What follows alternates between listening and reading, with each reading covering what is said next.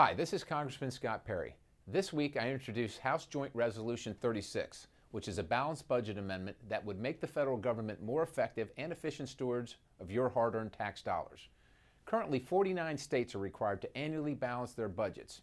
In order for the balanced budget amendment to go into effect, it must first pass the House and Senate by a two-thirds vote. Then three-fourths of all state legislatures must ratify the amendment.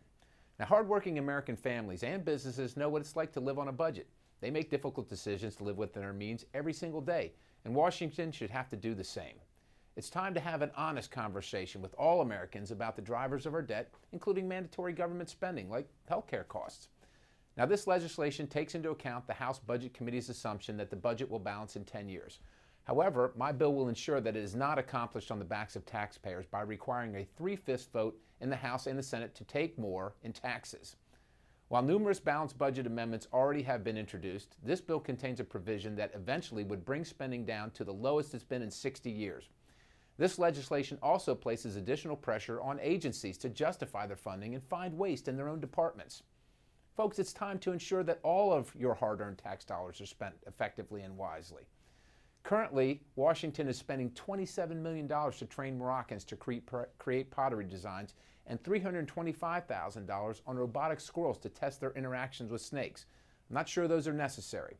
It's time to have a frank discussion with every American about the pork in our budgets and long-term drivers of our debt.